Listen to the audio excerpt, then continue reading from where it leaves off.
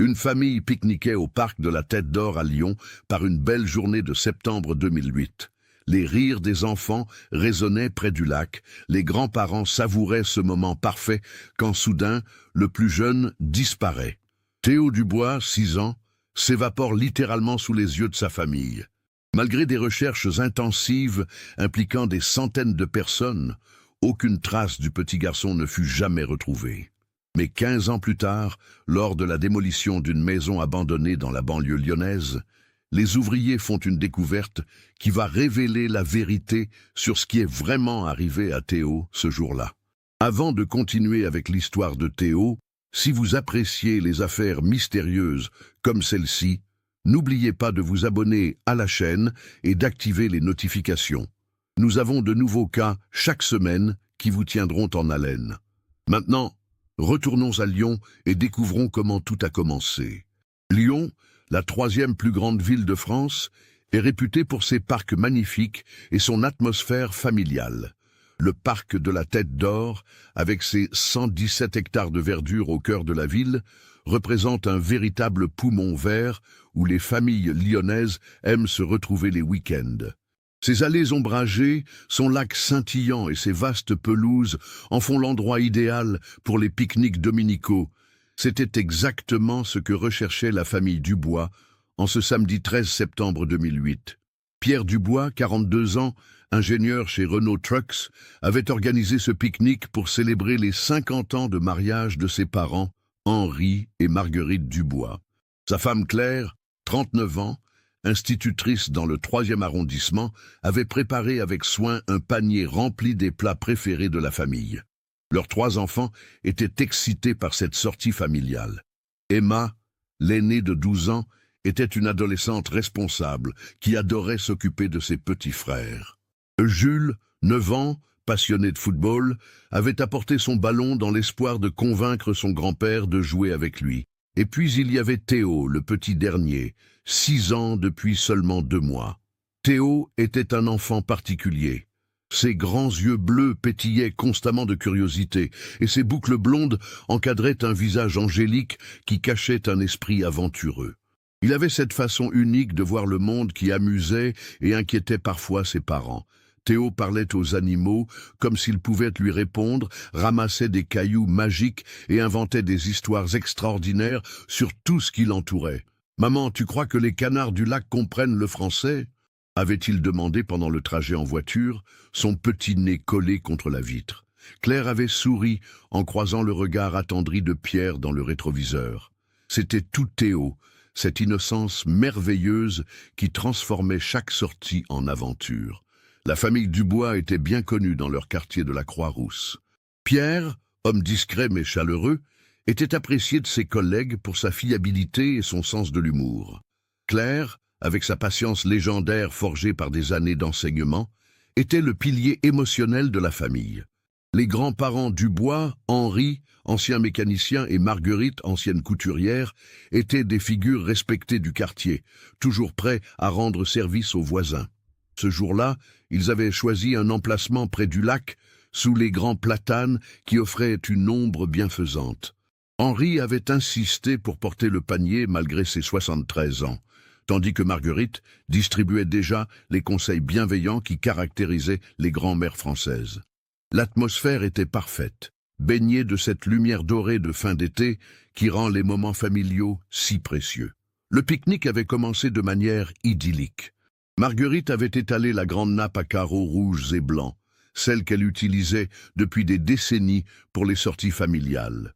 Pierre et Henri s'étaient lancés dans leur rituel habituel, discutant de football, tout en surveillant d'un œil les enfants qui couraient sur la pelouse.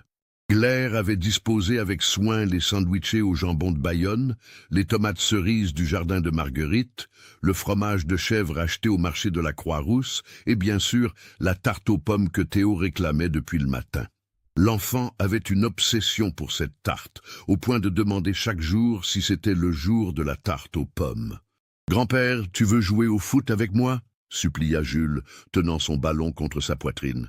Henri, malgré ses articulations qui protestaient, ne pouvait jamais résister aux demandes de ses petits-fils. « D'accord, mais juste 5 minutes. » répondit-il en se levant avec précaution. Tes vieux os ne sont plus ce qu'ils étaient. Emma, assise près de sa grand-mère, feuilletait un magazine de mode tout en gardant un œil sur Théo, qui observait un groupe de canards près de la rive. L'enfant était fasciné par les oiseaux aquatiques et leur façon de glisser sur l'eau comme s'ils dansaient. « Maman, est-ce que je peux donner des miettes aux canards ?» demanda Théo, ses petites mains déjà pleines de morceaux de pain. « Bien sûr, mon chéri, mais reste près du bord et ne t'éloigne pas, » répondit Claire machinalement, occupée à servir les boissons. C'était exactement 15h20 quand Théo s'approcha du lac. Pierre se souvenait précisément de l'heure car il venait de regarder sa montre, calculant mentalement combien de temps il pourrait encore profiter du parc avant que la température ne commence à baisser. Théo lança ses premières miettes au canard, riant de joie quand les oiseaux se précipitèrent vers lui. « Regardez, ils me connaissent !» cria-t-il vers sa famille. C'est à ce moment qu'il remarqua quelque chose d'inhabituel. Un chat roux, maigre et visiblement abandonné s'était approché des canards. L'animal semblait affamé et fixait les oiseaux avec une intensité qui inquiéta immédiatement Théo. L'enfant, avec sa sensibilité particulière aux animaux en détresse, ne pouvait pas supporter l'idée que le chat puisse faire du mal au canard. « Non, mon chat, ce ne sont pas tes amis pour le dîner, » dit-il en s'approchant de l'animal. Le chat, surpris par la voix de l'enfant, tourna la tête vers lui, révélant des yeux verts perçants et un pelage terne qui témoignait de semaines de vie sauvage. Au lieu de fuir, le chat sembla reconnaître en Théo une âme bienveillante. Il s'approcha lentement, émettant un miaulement plaintif qui serra le cœur du petit garçon. Théo, oubliant instantanément les consignes de sa mère, s'accroupit et tendit la main vers l'animal. « Tu as faim, toi aussi? J'ai du jambon, tu sais. » Le chat, méfiant mais désespéré, s'approcha encore. Puis, soudain, il fit demi-tour et commença à s'éloigner vers la partie plus dense du parc, celle où les arbres étaient plus serrés et où les familles s'aventuraient rarement. Théo, dans son innocence et sa compassion naturelle, interpréta cela comme une invitation. « Tu veux me montrer où tu habites ?» murmura-t-il en se levant. Emma, qui avait levé les yeux de son magazine au moment exact où Théo se dirigeait vers les arbres, cria « Théo, où tu vas ?» Mais l'enfant était déjà en train de disparaître entre les troncs, suivant le chat roux qui semblait connaître parfaitement les sentiers cachés du parc. Emma se leva d'un bond, alertant immédiatement ses parents. « Papa, Théo suit un chat vers les bois !» Pierre laissa tomber son sandwich et se précipita vers la zone où sa fille pointait du doigt. Claire était déjà debout, son cœur battant violemment dans sa poitrine. Henri et Jules abandonnèrent leur jeu de football et coururent à leur tour. Ils atteignirent la lisière de la zone boisée en moins de 30 secondes, mais Théo avait déjà disparu. Pierre appela son nom à plein poumon, sa voix résonnant entre les arbres centenaires du parc. « Théo, Théo, reviens ici tout de suite !» Seul le silence lui répondit, entrecoupé par le bruissement des feuilles dans la brise de septembre. Le chat roux avait également disparu, comme s'il n'avait jamais existé. Les minutes qui suivirent se transformèrent en cauchemars éveillés pour la famille Dubois. Pierre et Henri s'enfoncèrent immédiatement dans les bois, appelant Théo à tue-tête, tandis que Claire restait près du lac avec Marguerite et les enfants, au cas où le petit garçon reviendrait de lui-même. Très vite, d'autres familles présentes dans le parc se joignirent aux recherches spontanées. Le parc de la Tête d'Or, habituellement paisible, résonna des appels désespérés, de dizaines de voix criant le nom de Théo. Des joggeurs, des promeneurs, des parents avec leurs enfants. Tous interrompirent leurs activités pour participer aux recherches. À 16h15, soit moins d'une heure après la disparition, Pierre prit la décision qui allait transformer cette journée familiale en tragédie nationale. Il appela le 17 depuis son téléphone portable, les mains tremblantes. « Allô, police secours, mon fils de 6 ans a disparu au parc de la Tête d'Or. Il s'appelle Théo Dubois, il a des cheveux blonds bouclés, il porte un t-shirt bleu avec un dinosaure et un short beige. » L'opératrice, entraînée à gérer ce type d'urgence, déclencha immédiatement le protocole d'alerte enlèvement. En moins de 20 minutes, le parc fut envahi par les forces de l'ordre. La police nationale, les pompiers, la police municipale de Lyon, Tous convergèrent vers le parc de la Tête d'Or avec une efficacité qui impressionna et terrifiait à la fois la famille Dubois.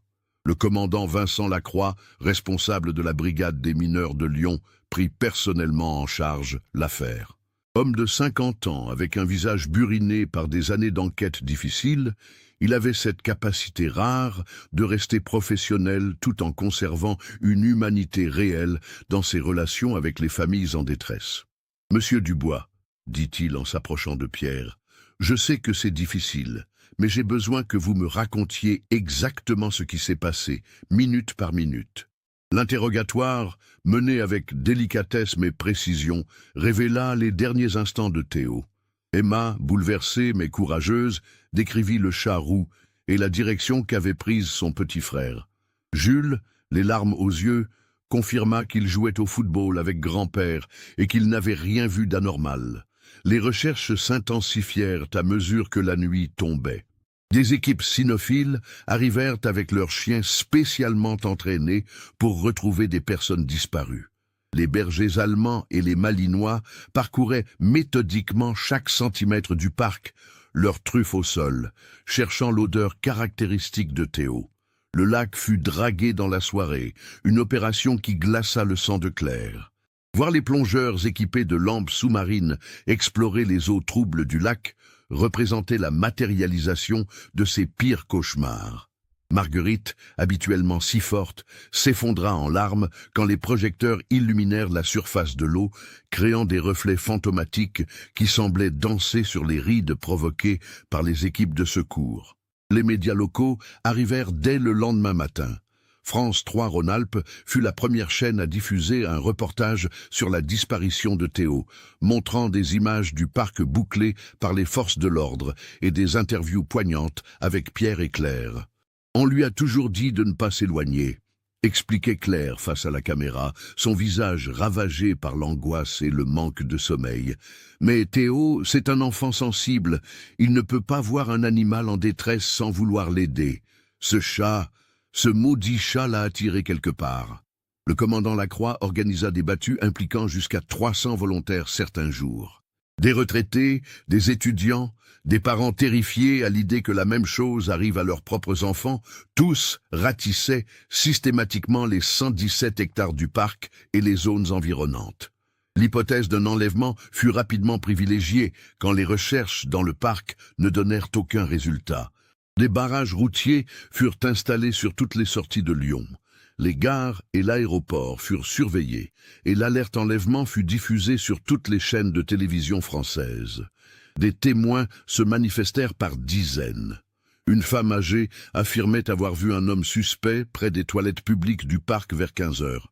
Un jogger prétendait avoir croisé un homme portant un enfant endormi vers la sortie côté boulevard des Belges. Chaque témoignage fut vérifié méticuleusement, mais aucun ne permit d'avancer dans l'enquête. Les semaines passèrent, puis les mois. L'affaire Théo Dubois devint l'une des disparitions d'enfants les plus médiatisées de France en 2008. Son visage d'ange aux boucles blondes s'afficha sur tous les panneaux enfants disparus du pays. Des émissions spécialisées comme Appel à témoins sur France 2 consacrèrent des reportages entiers à son cas. La famille Dubois déménagea 6 mois après la disparition. Rester dans l'appartement de la Croix-Rousse était devenu impossible. Chaque objet rappelait Théo. Ses jouets dans sa chambre, ses dessins collés sur le réfrigérateur, son lit avec les draps au motif de dinosaures qu'il adorait tant. Pierre prit un congé sans solde, incapable de se concentrer sur son travail d'ingénieur. Claire démissionna de son poste d'institutrice, expliquant qu'elle ne supportait plus d'être entourée d'enfants de l'âge de Théo. Emma, traumatisée par la culpabilité de ne pas avoir empêché son frère de partir, commença un suivi psychologique. Jules, lui, développa une phobie des espaces verts et refusait catégoriquement de mettre les pieds dans un parc. Les grands-parents Dubois vieillirent de 10 ans en quelques mois. Henri, qui était resté si actif malgré ses 73 ans, sombra dans une dépression profonde. Marguerite passait ses journées à tricoter des pulls pour Théo, pour quand il reviendra, disait-elle à qui voulait l'entendre. L'enquête officielle fut officiellement classée sans suite au bout de 2 ans, faute d'éléments nouveaux. Le commandant Lacroix, peu avant sa retraite, avoua à Pierre que l'affaire Théo Dubois resterait l'échec le plus douloureux de sa carrière. Mais la famille Dubois ne renonça jamais. Claire créa une association, Les Anges Perdus, dédiée aux familles d'enfants disparus. Pierre, lui, développa une obsession pour les forums Internet et les groupes de recherche amateurs.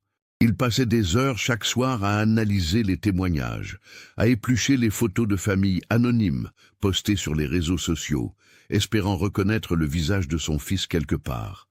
Les anniversaires de Théo étaient les jours les plus difficiles.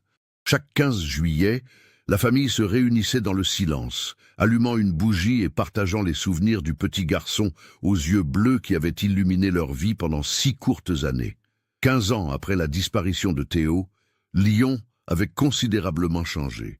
Le quartier de Gerland, autrefois industriel, s'était transformé en zone résidentielle moderne. De nombreux terrains vagues et bâtiments abandonnés avaient cédé la place à des complexes d'appartements neufs et des espaces verts aménagés. C'est dans ce contexte de rénovation urbaine que la société de construction Bouygues Immobilier avait acquis un terrain de 2000 mètres carrés dans le 7e arrondissement, près du quartier de la Mouche. Sur ce terrain se dressait une ancienne maison des années 1960, inhabitée depuis plus de 2 décennies, que les riverains surnommaient la maison du fantôme. Cette bâtisse délabrée avait toujours intrigué les habitants du quartier.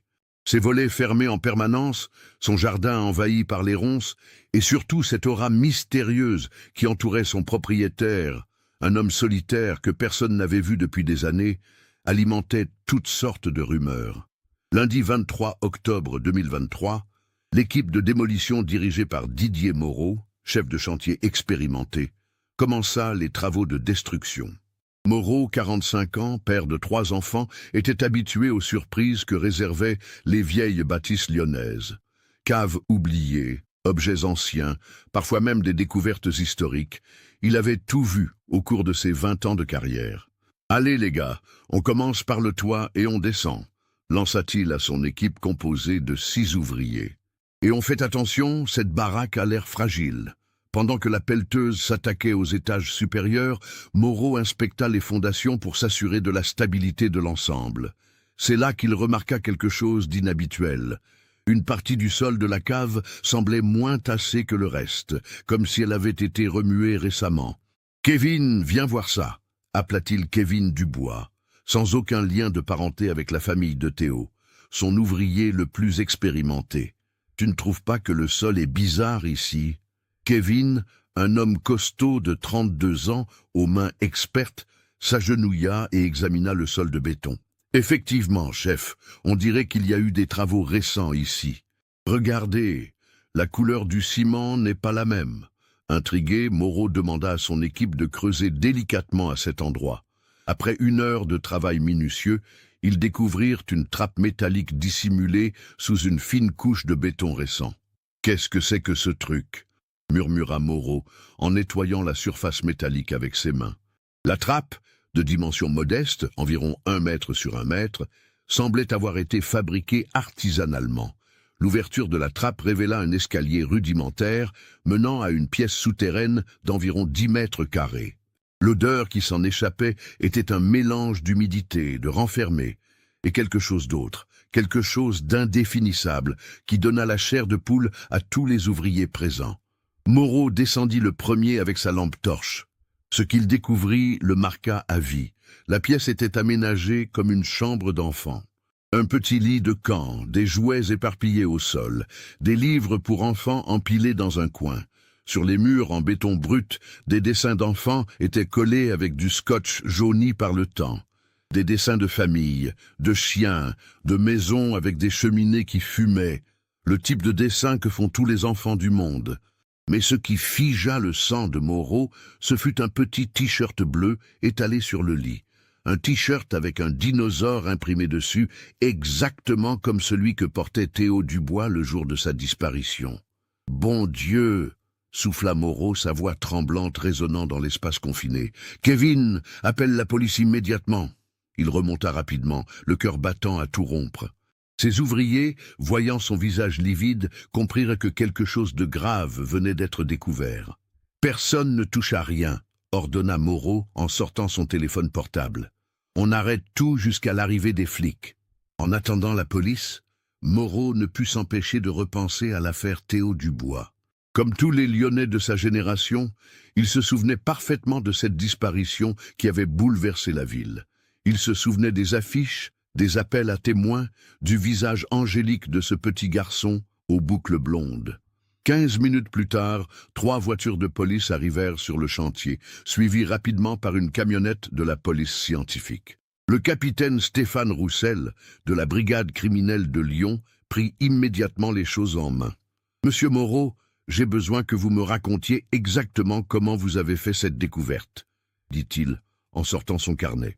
Pendant que Moreau relatait les événements de la matinée, les techniciens de la police scientifique descendirent dans la pièce souterraine pour procéder au premier relevé. Ils photographièrent chaque détail, prélevèrent des échantillons et surtout, ils trouvèrent d'autres éléments troublants. Dans une petite boîte métallique cachée sous le lit, ils découvrirent une carte d'identité scolaire au nom de Théo Dubois, datée de septembre 2008, soit exactement le mois de sa disparition. La photo montrait le visage souriant d'un enfant de 6 ans, aux yeux bleus pétillants. « Il faut prévenir les parents », dit le capitaine Roussel à son adjoint, « et retrouver le propriétaire de cette maison. Cette histoire ne fait que commencer. » La nouvelle de la découverte se répandit comme une traînée de poudre dans Lyon. En moins de 2 heures, tous les médias locaux étaient sur place, transformant le paisible chantier de démolition en cirque médiatique. Les journalistes de France, 3 Rhône-Alpes, de LCI et même de BFM TV convergèrent vers le 7e arrondissement, leurs camions satellites créant des embouteillages dans tout le quartier.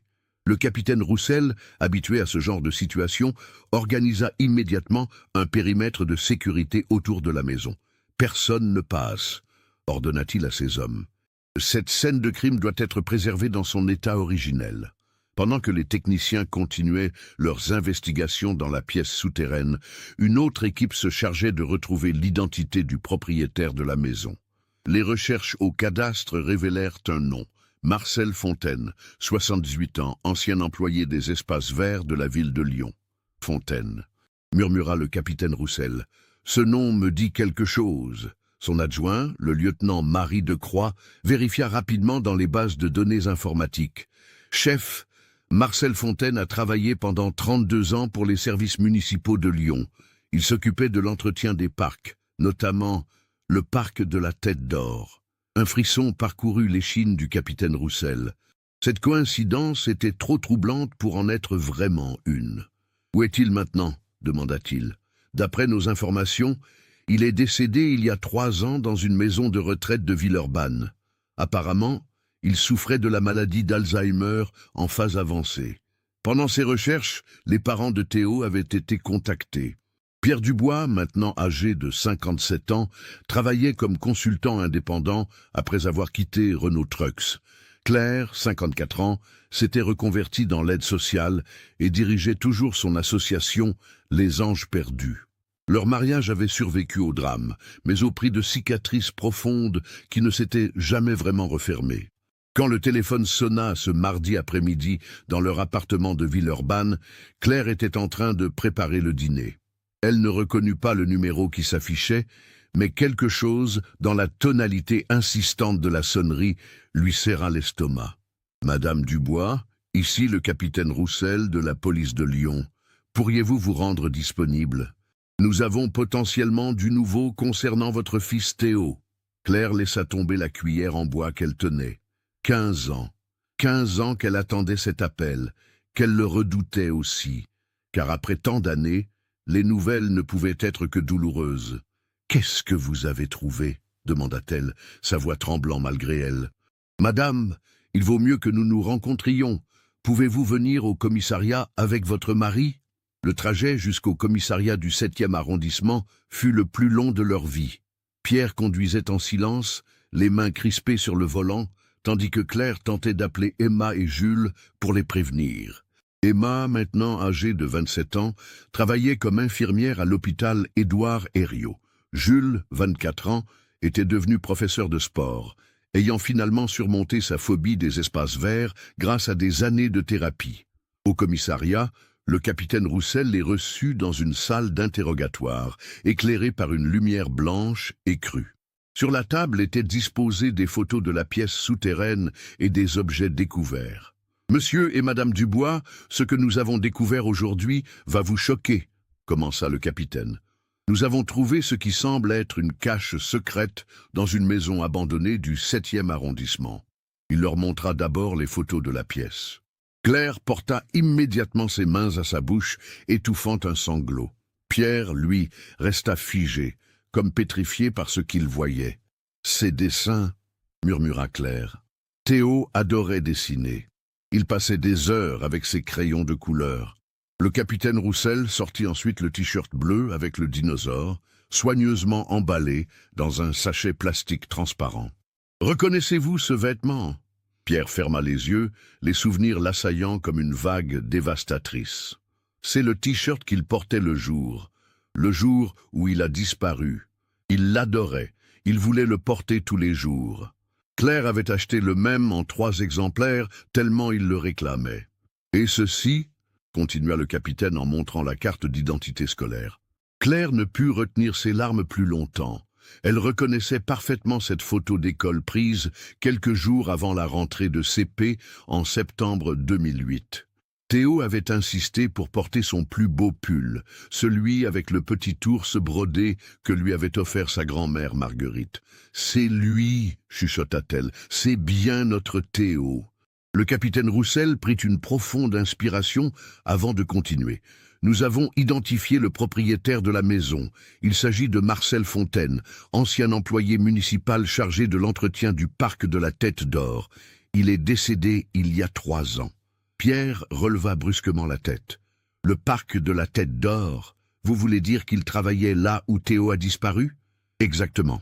Et nous avons découvert autre chose. » Le capitaine sortit un carnet aux pages jaunies, trouvé dans la pièce souterraine. Marcel Fontaine tenait une sorte de journal. L'écriture est difficile à déchiffrer, mais nos experts ont réussi à traduire certains passages. Il ouvrit le carnet à une page marquée d'un signet et commença à lire « 15 septembre 2008. Il est revenu. Mon petit-fils Thomas est revenu vers moi, comme je le savais. Il était perdu dans le parc, il pleurait. Je l'ai ramené à la maison. Il ne se souvient plus de rien, mais c'est normal après tout ce temps. » Le silence qui suivit était assourdissant. Claire et Pierre se regardèrent, incrédules. « Thomas ?» répéta Claire. « Qui est Thomas ?» Le lieutenant de Croix intervint. « Nous avons fait des recherches sur Marcel Fontaine. Il avait effectivement un petit-fils prénommé Thomas, né en 2002. L'enfant et ses parents sont morts dans un accident de voiture en 2007. Marcel Fontaine a très mal supporté cette tragédie. Selon les témoignages de ses anciens collègues, il n'était plus le même après ce drame. » Les pièces du puzzle commençaient à se mettre en place, révélant une vérité aussi tragique qu'inattendue. Marcel Fontaine, rongé par le chagrin d'avoir perdu son petit-fils, avait développé une obsession pathologique. Dans son esprit malade, Théo était devenu Thomas, l'enfant qu'il ne pourrait plus jamais serrer dans ses bras. « Continuez à lire » demanda Pierre d'une voix blanche.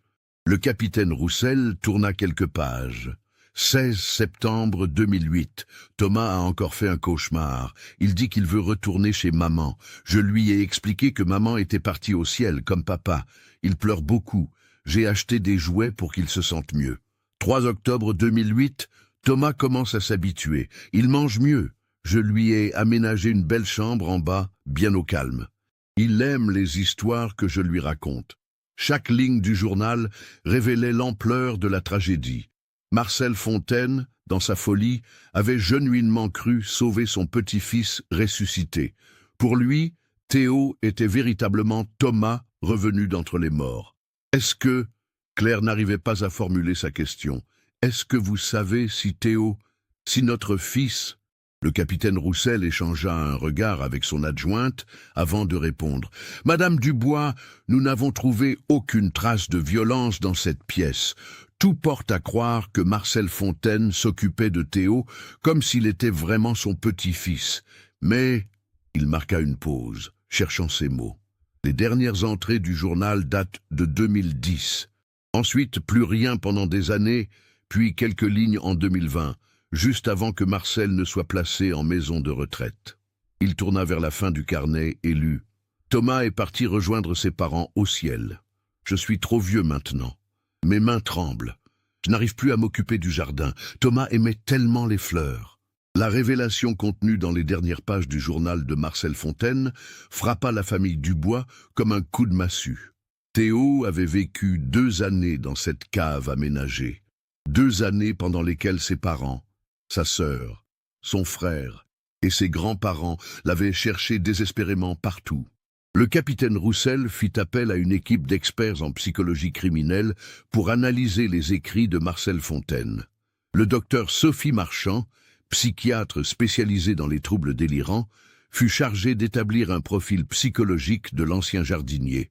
Marcel Fontaine souffrait de ce qu'on appelle un trouble délirant de type érotomaniaque, mais dirigé vers un enfant qu'il prenait pour son petit-fils décédé, expliqua-t-elle lors d'une réunion avec les enquêteurs. Son délire était si profond qu'il était probablement convaincu d'agir pour le bien de l'enfant. Pendant que l'enquête progressait, les fouilles dans la propriété de Marcel Fontaine s'intensifièrent. Une équipe de la police scientifique, aidée par des anthropologues légistes de l'université Lyon 2, passa au peigne fin chaque centimètre du terrain. Ce fut dans le jardin, sous un magnifique rosier rouge que Marcel avait planté en 2011, qu'ils trouvèrent ce qu'ils cherchaient et redoutaient à la fois. Le docteur Alain Perret, médecin légiste, fut appelé sur place pour procéder à l'exhumation. C'était un homme de 60 ans, aux cheveux gris et aux mains expertes, habitué aux découvertes macabres, mais toujours touché par les affaires impliquant des enfants. « Nous avons trouvé des restes humains », annonça-t-il au capitaine Roussel après plusieurs heures de travail minutieux. Il s'agit d'un enfant de sexe masculin, âgé de 8 à 9 ans au moment du décès. L'analyse des dents et des os confirma ce que tout le monde redoutait. Il s'agissait bien de Théo Dubois. L'enfant était mort vers la fin de l'année 2010, probablement de pneumonie selon les premières constatations du légiste. « Il n'y a aucune trace de violence », précisa le docteur Perret. « L'enfant semble être mort de maladie. Dans l'environnement humide et insalubre de cette cave, une simple grippe a pu dégénérer en pneumonie fatale. » La reconstitution des derniers mois de Théo, basée sur le journal de Marcel Fontaine et les indices trouvés dans la cave, révéla une réalité déchirante. L'enfant avait vécu 2 ans dans cette pièce souterraine, privé de lumière naturelle, de contact avec d'autres enfants, mais apparemment choyé par un homme qui le prenait pour son petit-fils ressuscité. Marcel lui apportait des jouets, des livres, de la nourriture. Il avait même installé un petit poste de télévision pour que Thomas puisse regarder des dessins animés. Dans son délire, il protégeait l'enfant du monde extérieur qu'il percevait comme dangereux. 15 novembre 2010, lut le capitaine Roussel dans le journal. Thomas tousse beaucoup. Je lui ai donné du sirop, mais ça ne passe pas. Il dit qu'il a froid. J'ai mis plus de couverture. 22 novembre 2010. Thomas ne veut plus manger. Il reste couché tout le temps. Il me dit qu'il veut voir sa vraie maman. Je lui explique encore que je suis son grand-père et que maman est au ciel. 27 novembre 2010. Thomas est parti rejoindre ses parents cette nuit. Il était si pâle, si faible. J'ai chanté sa berceille préférée jusqu'à la fin. Maintenant, il est en paix. La dernière ligne de cette entrée glaça le sang de tous ceux qui la lurent. Je l'ai enterré près des roses. Il aimait tellement les fleurs. Quand le capitaine Roussel rapporta ses découvertes à Pierre et Claire Dubois, l'effondrement fut total. Apprendre que leur fils était mort était déjà un traumatisme insurmontable, mais découvrir qu'il avait vécu 2 années d'enfermement, qu'il avait appelé sa maman jusqu'à la fin, brisa définitivement quelque chose en eux. Il a été seul, sanglota Claire dans les bras de Pierre. Notre bébé a été seul pendant 2 ans. Il nous a réclamés et nous n'étions pas là. Emma et Jules, convoqués au commissariat pour entendre la vérité, réagirent chacun à leur manière. Emma, l'infirmière endurcie par des années de contact avec la souffrance, garda un calme apparent, mais ses mains tremblaient de manière incontrôlable. Jules, lui, explosa de rage. « 15 ans !» hurla-t-il. 15 ans qu'on se demande s'il est vivant quelque part, s'il pense à nous, s'il va bien. Et pendant tout ce temps, il était à quelques kilomètres, enfermé par ce malade mental. Le capitaine Roussel, père de famille lui-même, avait les larmes aux yeux en voyant la douleur de cette famille détruite par la folie d'un homme. L'enquête révéla également comment Marcel Fontaine avait réussi à enlever Théo sans être repéré. Ancien employé du parc, il connaissait tous les recoins, tous les passages discrets. Le jour de la disparition, il était officiellement en congé maladie, mais il avait l'habitude de venir nourrir les chats errants du parc. C'est ainsi qu'il avait rencontré Théo qui suivait le chat roux. Dans l'esprit dérangé de Marcel, cet enfant aux boucles blondes ressemblait tellement à son Thomas qu'il avait eu la certitude que son petit-fils lui était rendu. « Il faut que vous compreniez », expliqua le docteur Marchand à la famille Dubois. Marcel Fontaine ne se considérait pas comme un kidnappeur. Dans son délire, il était convaincu de retrouver son petit-fils. Pour lui, Théo était vraiment Thomas. Cette explication n'apportait aucun réconfort aux parents de Théo, mais elle permettait de comprendre pourquoi l'enfant n'avait subi aucune violence physique. Marcel l'avait traité comme son propre petit-fils, avec l'amour délirant d'un grand-père en deuil. Les obsèques de Théo Dubois eurent lieu 1 mois après la découverte de ses restes, dans la plus stricte intimité familiale. 15 ans après sa disparition, la famille pouvait enfin faire son deuil. Mais ce deuil était chargé d'une culpabilité et d'une douleur que rien ne pourrait jamais apaiser. L'église Saint-Nizier, dans le Vieux-Lyon, accueillit une cérémonie sobre et déchirante. Pierre avait insisté pour que les médias soient tenus à l'écart. « Théo mérite de partir dans la dignité », avait-il déclaré. Les grands-parents Dubois, Henri et Marguerite, maintenant âgés de 88 et 86 ans, furent profondément bouleversés par la vérité. Henri, qui se reprochait de n'avoir pas mieux surveillé son petit-fils ce jour-là au parc, sombra dans un mutisme total. Marguerite, elle, trouva une forme de paix dans le fait de savoir enfin ce qui était arrivé à Théo. « Au moins, on sait qu'il n'a pas souffert de violence », murmura-t-elle à Claire en sortant de l'église. Cet homme était malade, mais il l'aimait à sa façon. Emma prit un congé de plusieurs mois à l'hôpital. La révélation sur le sort de son petit frère avait rouvert des blessures qu'elle croyait cicatrisées. Elle se reprocha encore une fois de ne pas avoir couru plus vite ce jour-là, de ne pas avoir empêché Théo de suivre ce chat. Jules, lui, canalisa sa colère dans l'action. Il rejoignit l'association Les Anges Perdus, créée par sa mère, et se spécialisa dans la prévention des enlèvements d'enfants dans les écoles. L'affaire Marcel Fontaine souleva de nombreuses questions sur le suivi des personnes en détresse psychologique. Comment un homme, présentant des signes évidents de troubles mentaux, avait-il pu passer inaperçu pendant si longtemps? Pourquoi ses anciens collègues municipaux n'avaient-ils pas alerté les autorités quand ils avaient remarqué son comportement étrange après la mort de son petit-fils? Une enquête administrative fut ouverte pour déterminer les responsabilités de la ville de Lyon dans cette tragédie. Il apparut que Marcel Fontaine avait effectivement présenté des signes de décompensation psychologique après 2007, mais qu'aucune mesure d'accompagnement n'avait été mise en place. « Le système a failli », déclara le maire de Lyon lors d'une conférence de presse. « Nous devons tirer les leçons de cette tragédie pour que de tels drames ne se reproduisent plus. » Des mesures furent prises pour améliorer le suivi psychologique des employés municipaux, particulièrement ceux travaillant dans des espaces publics fréquentés par des enfants. La maison de Marcel Fontaine fut entièrement détruite. À la place, la ville de Lyon décida d'aménager un petit square dédié à la mémoire des enfants disparus. Une plaque sobre rappelle le nom de Théo Dubois et celui de tous les enfants qui n'ont jamais retrouvé le chemin de la maison. Pierre et Claire Dubois donnèrent au journal de Marcel Fontaine à l'Institut de psychiatrie de Lyon pour que les étudiants en médecine puissent étudier les mécanismes du trouble délirant. Si l'histoire de Théo peut aider à mieux comprendre ces maladies et à éviter d'autres tragédies, alors sa mort aura eu un sens, déclara Pierre. L'association Les Anges Perdus, dirigée par Claire, connut un développement important après l'affaire Théo. De nombreuses familles d'enfants disparus vinrent chercher du réconfort et des conseils auprès de celles qui avaient vécu l'impensable et qui avaient survécu. Claire développa un protocole d'accompagnement des familles basé sur son expérience douloureuse. Il faut garder espoir, mais il faut aussi se préparer au pire, expliquait-elle aux nouveaux adhérents. L'important, c'est de ne jamais cesser de chercher la vérité, même si cette vérité fait mal. 5 ans après la découverte des restes de Théo, la famille Dubois avait appris à vivre avec cette vérité atroce.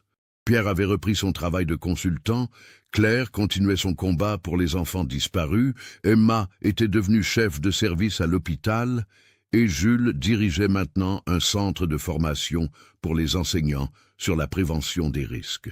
Ils se retrouvaient chaque année le 13 septembre, date de la disparition de Théo, non plus dans la douleur de l'incertitude, mais dans le recueillement d'un deuil enfin accepté. Ils venaient fleurir la tombe de Théo au cimetière de la Croix-Rousse, où reposait maintenant leur petit garçon aux boucles blondes. « Tu sais, dit un jour Claire à Pierre en déposant des roses sur la tombe, je crois que Théo aurait voulu qu'on aide les autres. Il était comme ça, notre petit, toujours prêt à consoler un camarade qui pleurait. » L'affaire Théo Dubois marqua profondément Lyon et la France entière. Elle révéla les failles du système de protection sociale, mais aussi la complexité des troubles mentaux et les drames qu'ils peuvent engendrer. Marcel Fontaine n'était pas un monstre au sens classique du terme. C'était un homme brisé par le chagrin, dont l'esprit avait basculé dans une réalité alternative où enlever un enfant était un acte d'amour. Cette nuance ne pardonnait rien, n'excusait rien, mais elle permettait de comprendre l'incompréhensible. Au parc de la Tête d'Or, une petite plaque discrète fut installée près du lac, à l'endroit exact où Théo avait disparu. Elle porte simplement ces mots, à la mémoire de Théo Dubois et de tous les enfants perdus, que leurs souvenirs nous rappellent de toujours veiller les uns sur les autres. Cette affaire nous montre comment la maladie mentale peut transformer une personne ordinaire en ravisseur, et comment une famille peut survivre à l'impensable grâce à l'amour et la solidarité. Qu'avez-vous pensé de cette histoire? Aviez-vous deviné la vérité sur Marcel Fontaine? Partagez votre opinion dans les commentaires ci-dessous. Si vous avez aimé ce type de contenu et voulez découvrir d'autres affaires mystérieuses comme celle-ci, n'oubliez pas de vous abonner à la chaîne et d'activer les notifications. Laissez votre like pour soutenir notre travail et partagez avec quelqu'un qui pourrait s'intéresser à cette histoire.